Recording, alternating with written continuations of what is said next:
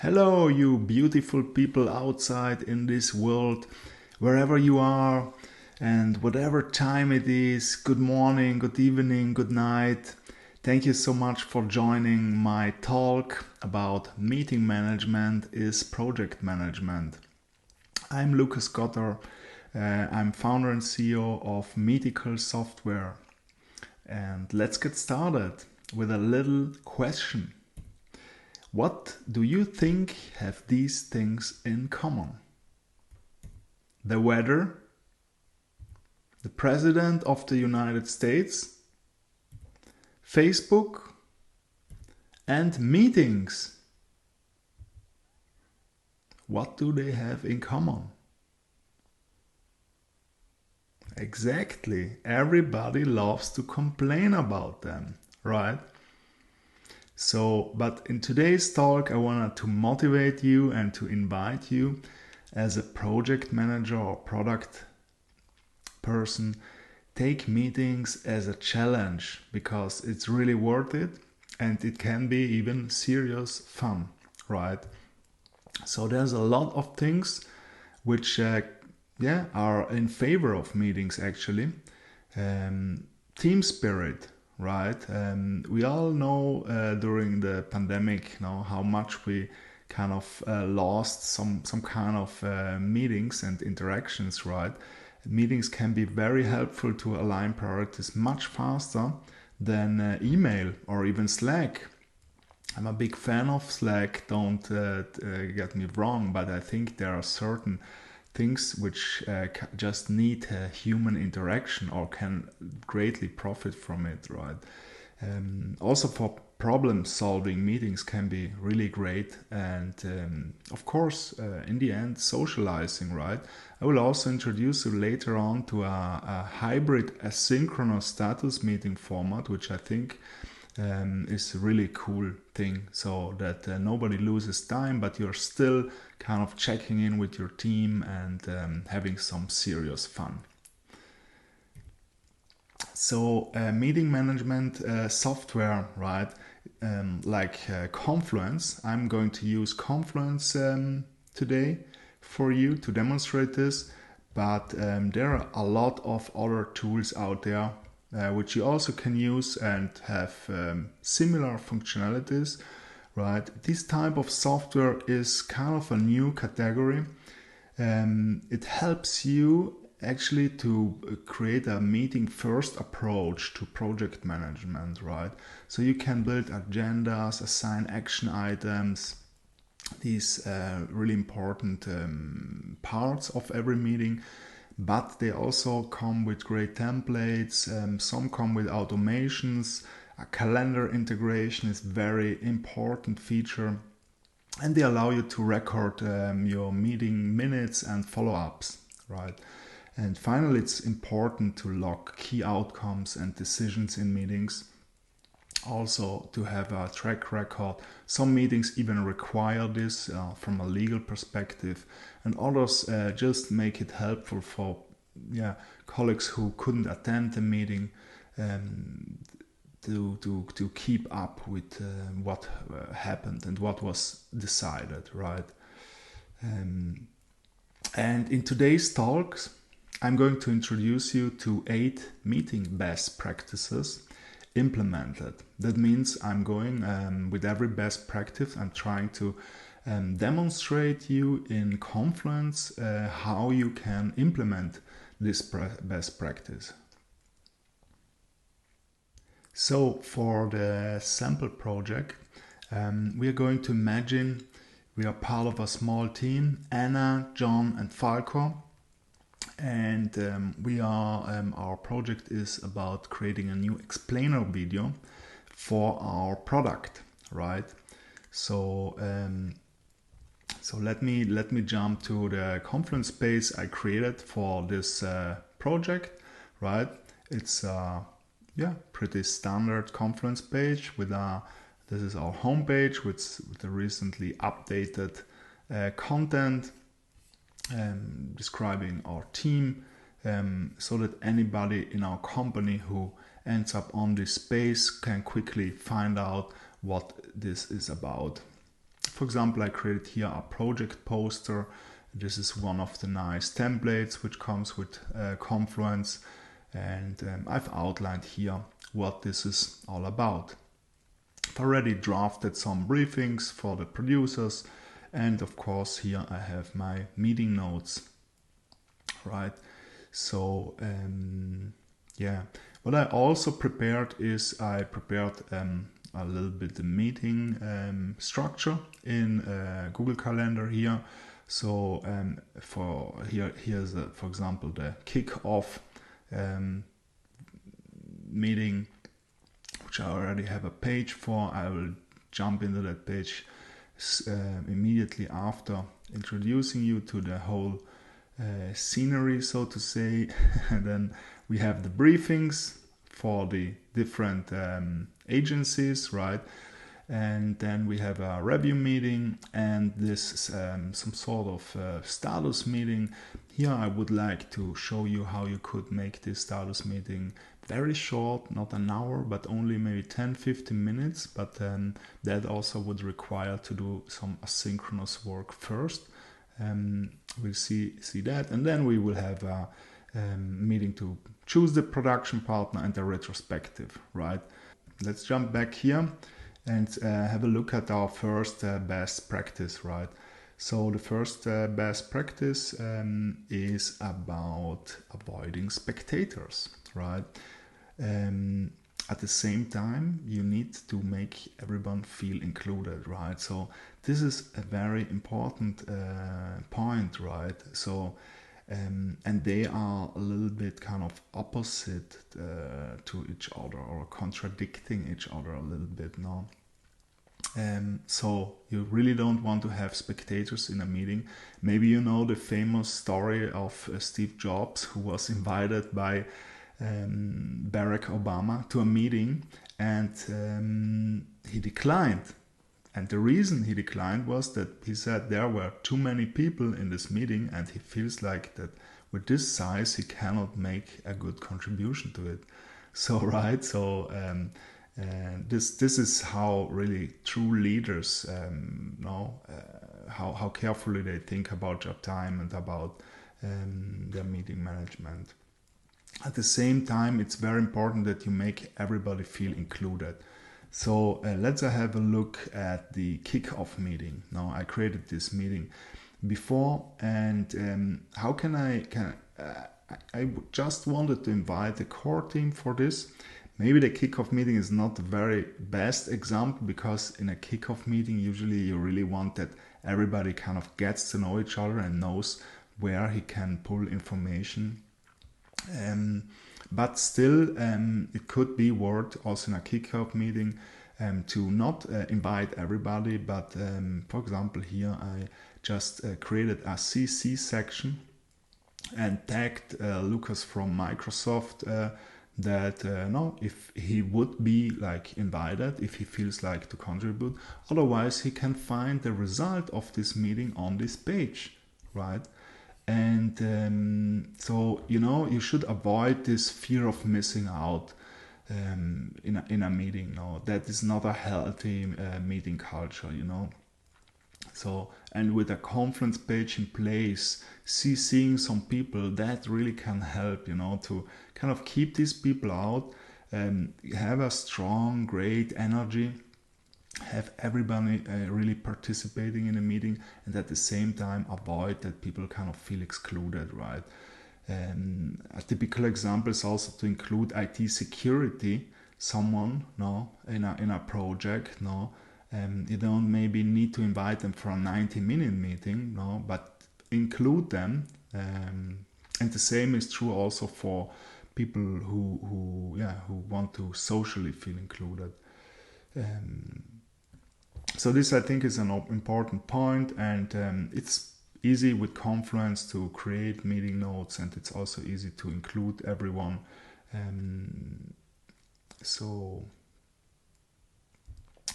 then the second best practice is that you always should have an agenda, and it should be open for contributions, right? So we've also seen this here, right? we've been using more this project kickoff play for this. Maybe we can have a look at the briefing for the first agency, right? So here I have already created the agenda now, but it's easy in Confluence to just kind of come here and kind of make a comment and ask your colleague, hey, you did already work with agency A, so have an agenda and make it open for contributions. Now the agenda should be they are ahead of time, but if you don't have one, then do it just in time. Now it's still very valuable to have that kind of structure. Yes, we have already seen this now, that you should get input from participants, but also beyond the participant list. Now, this is quite easy. In Confluence, you can just come to any point, you can edit the page, or you can use inline comments, right, to kind of tag people. Please have a look. And this is as easy as it is to have people kind of contributing before, even during the meeting or afterwards. So you don't necessarily, this gets a little bit together with the other best practice. Now you don't necessarily need to invite people to that meeting, but it could come out that while they collaborate, that you say, hey, you know what, can you please join, or maybe the person asks to join. No. The fourth best practice is to link the meeting page in the calendar invite, so that everybody, including yourself, can find the meeting notes easy and fast, right? And for this, I'm going to show you here the internal meeting calendar, which comes with the Medical Meetings app. And with this, I've connected here my calendar, my Google Calendar, and I can, for every meeting, just create a page here. And I have this feature, add page link to the calendar invite description. And once the page gets created, it's here in my meeting notes, but it should also be linked on the calendar.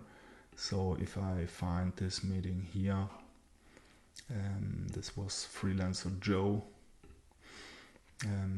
I will see that it's linked here in the description, but since I've installed here our Chrome extension, I also see the link here. So yeah, link the meeting page in the calendar invite. Many tools will support this out of the box, and it's very powerful to also find the page fast yourself, but include others and foster participation in the meeting. So the next best practice I want to talk about is about the agenda items themselves, right? So instead of just writing a keyword in the agenda, which nobody really knows what's going on, try to formulate questions. Now, let's make an example. So here, let's imagine we are already reviewing the meeting, the video production companies, right? So I'm creating a page here, and I want to create the agenda, right, for this meeting. And sure, one of the points would be, of course, to evaluate the producers. But what does that really say about what's going on in the meeting, right? Not so much, right? So what about this? Is the producer a long-term partner, potential long-term partner? No. This is a question we want to discuss in the meeting. Or another one, is the producer focused on improving conversion rates versus just kind of making us as a customer happy, right? Is he really targeted? And see how different this is if you invite people and say evaluate producers nothing really is triggered in their minds, right? But if you have these questions here, right, this can be very powerful. So, having said that, let's have a look at the next best practice. Many people ask me, since we are producers, the creators of our online meeting management app for Confluence, or better said, we extend Confluence with certain functionalities. You've seen how easy it is to create the meeting notes and find them. But you should still take personal and collaborative meeting notes at the same time, right? So it's sometimes hard to decide, for example, if you want to put a to-do on your personal notes, but the reality is that people also learn a lot. I'm also a pen and paper person, and I just like to write, to be active, right? During a meeting, being active will also help you remember things better, right? So at the same time, make sure that you use the collaborative features of Confluence or your whatever meeting notes software you use. Especially action items are important. Know that you keep action items visible for everyone. And another nice feature of Confluence, and many others will support this, is taking decisions. Now we decided to hire freelancer Joe, no, for whatever reason, no. As you might have seen, I've already created a decision log, which is also a nice best practice in Confluence. Every space should have a decision log ready, which outlines all decisions taken in a project or on a product. You can come here anytime and understand what decisions have been taken now. This is also nice for sense of progress, or if you're doing a retrospective, right, to see kind of that these things also have outcomes, hopefully. Okay, so take both personal and collaborative meeting notes, and stay active and make things visible. Another very powerful best practice is that you should always review the action items and decisions from the previous meetings. So for this, I wanted to demonstrate this with this asynchronous status meeting. Now, so we've decided to create a status meeting every week so that everybody knows where we stand, and for this I'm going to use the async status meeting template I prepared earlier on. And what happens with this template, well, first, this is a recurring series, so with the meeting calendar, there will be not only one page, but the master page for the series gets created, and the sub page. And if we now have action items here, let's imagine we want to we have here a question for Anna. It's with a due date, and actually and so if for the next meeting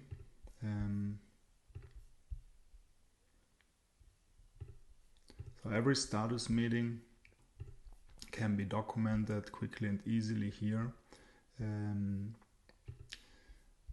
Now, so imagine we are already in the next week. Now, so how should we start this status meeting, right?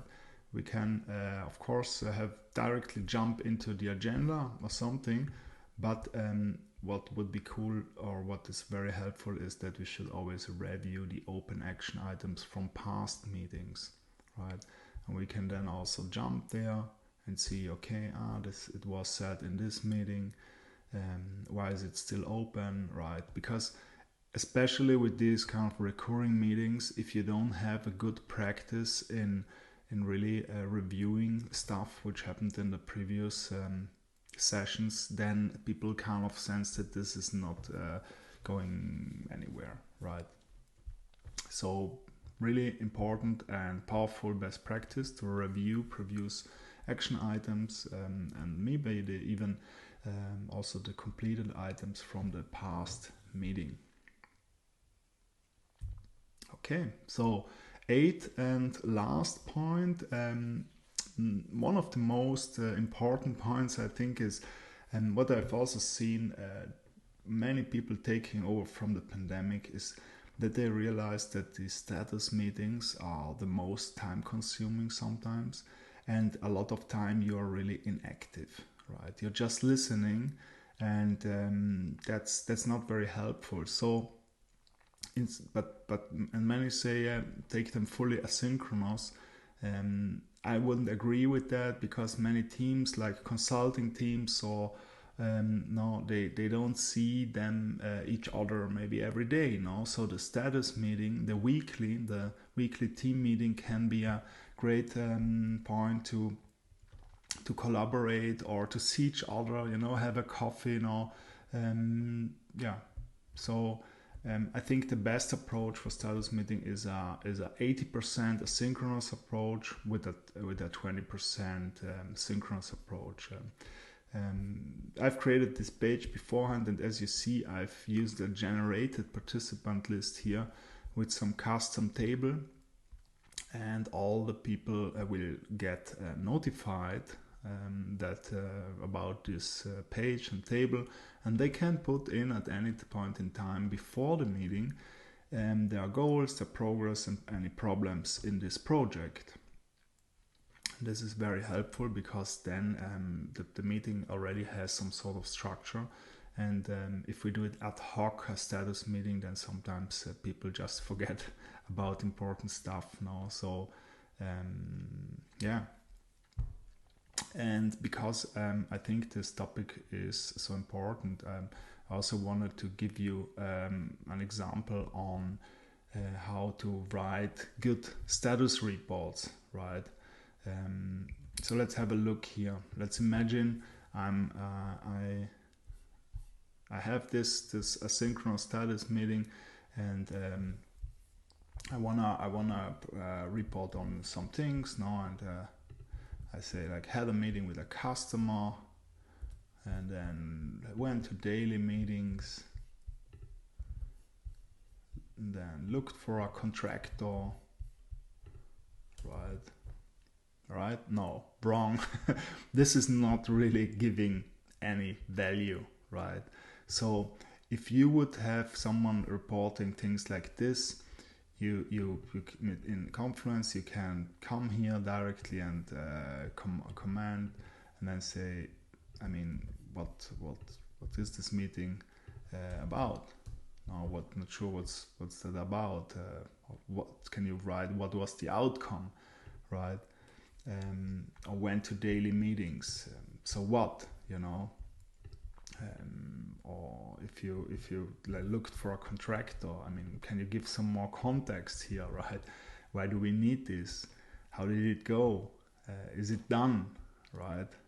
So this is something you should keep in mind, that asynchronous doesn't mean that you just like put things there without giving context.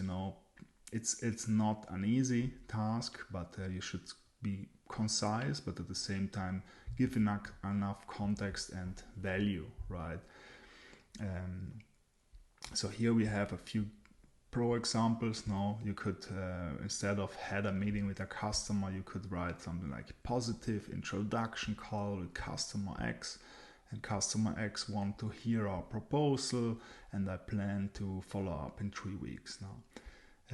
Or instead of searching for a contractor, you could say final version of the project needs a deliverable, a special skill set, or this kind of graphical assets, and I started this search and I want to kind of deliver this. I found someone who could deliver it in 2 weeks now. This is much more valuable and much more context. So So first, avoid spectators, include everyone.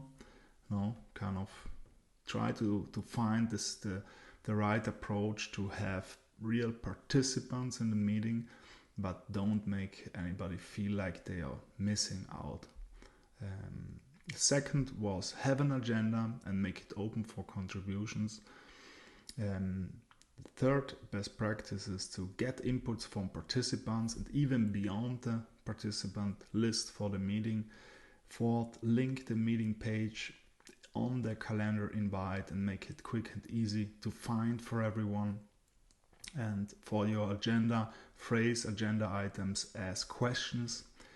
And sixth point was to take both personal and collaborative notes, right? So you stay active during the meeting, you learn, you improve on remembering things, but still the collaborative notes will make the team more accountable and more aligned. And the seventh is that always review past meetings to kind of keep up with that sense of progress for the team. And number 8, we've just seen that you should make status meeting mostly asynchronous. So 80% asynchronous and 20% a nice check-in. So you have time to be with your team and have some fun, have a coffee, whatever. So thank you very much. This concludes my talk about meeting management, is project management. I think the topic of meetings is really worth to investigate. The meeting culture tells a lot about your team, about your company, about yourself. So embrace it, try to implement the best practices, try Confluence and try the Meetical app. Get in contact with us via our website or blog, and with me personally on LinkedIn. Thank you very much. Have a great day. Have amazing meetings, and see you next time. Goodbye.